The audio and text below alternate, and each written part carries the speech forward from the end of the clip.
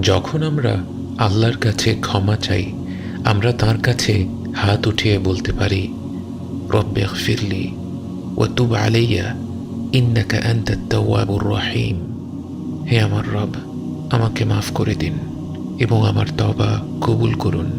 নিশ্চয়ই একমাত্র আপনি আত-তাওয়াবুর রহিম। আবু দাউদের হাদিসে বর্ণিত আছে, নবীজি সাল্লাল্লাহু আলাইহি ওয়াসাল্লাম কখনো কখনো এক বসায় এই দোয়াটি 112 পড়েছেন। দোয়াটির শুরুতেই আমরা বলি, রব্বি, হে আমার রব, আমি যত নাফরমানি করে থাকি না কেন, আল্লাহর যত অবাধ্যই হয়ে থাকি না কেন, তবুও তো আল্লাহ আমারই রব।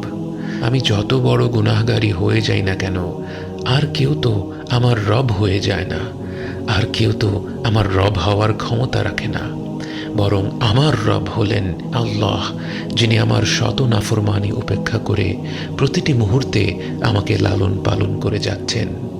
আমার রব হলেন আর রহমান আর রহিম, পরম করুণাময়, অসীম দয়ার মালিক।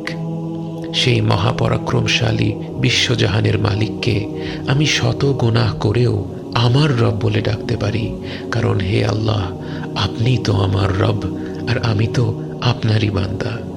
আপনাকে ডাকার মতো অজস্র সৃষ্টি আছে, কিন্তু আমার তো ডাকার মতো আর কোনো রব নেই।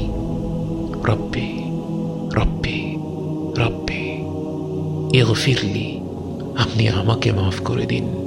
ওয়া তুব আলাইয়া, এবং আমার তওবা কবুল করুন। কেন?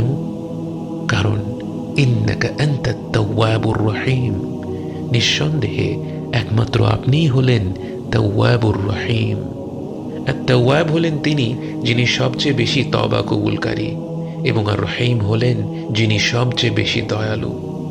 অর্থাৎ আমি নিজের কোনো গুণের উসিলায় আপনার কাছে ক্ষমা চাইছি না ইয়া রব, বরং আপনিই তো সবচেয়ে বেশি তওবা কবুল করেন এবং আপনিই সবচেয়ে দয়ালু।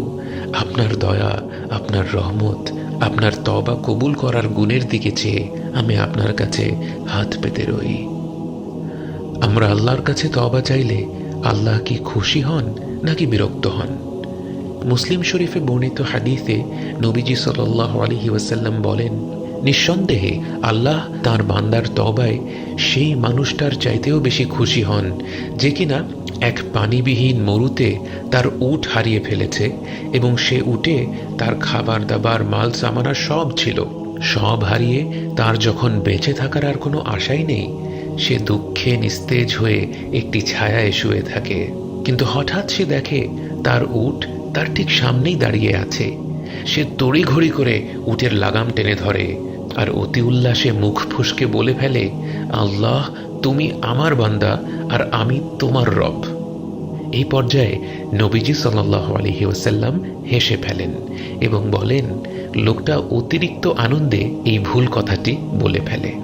নবীজি সাল্লাল্লাহু আলাইহি ওয়াসাল্লাম এরকম বিস্তারিত বর্ণনা দিয়ে এই ঘটনাটি উল্লেখ করেছেন যেন আমরা একটু চিন্তা করে উপলব্ধি করতে পারি বান্দার তওবায় আল্লাহ তাআলা কতটা খুশি হন।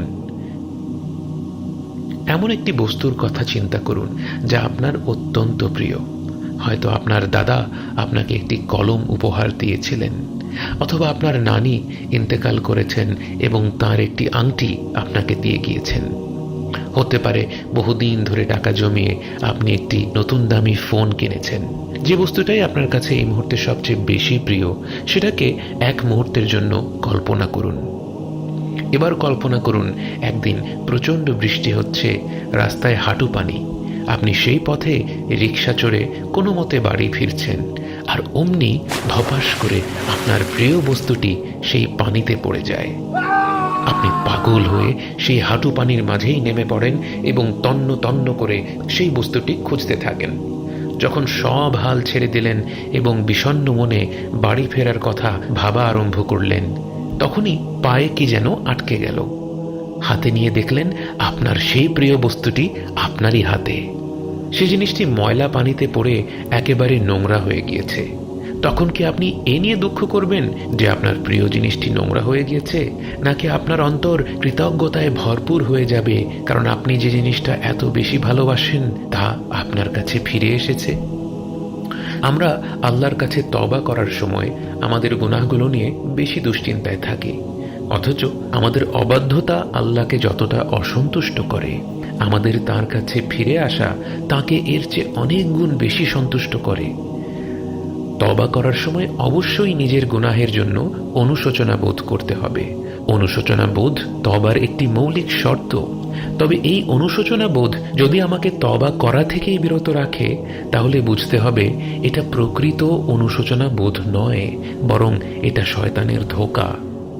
ইবনে আতাউল্লাহ আল ইস্কান্দারি রাহিমাহুল্লাহ তার হেকামে উল্লেখ করেন, ইনায়াতুহু ফিকা লা লিশাইইন মিনক, তোমার প্রতি আল্লাহর দরদ তোমার কোনো বিষয়ের সাথে সম্পৃক্ত নয়। ওয়া আইনা কুনতা হিনা ওয়াজহাতুকা ইনায়াতুহু, তুমি কোথায় ছিলে যখন আল্লাহর ভালোবাসা তোমার প্রতি প্রেরিত হয়েছিল?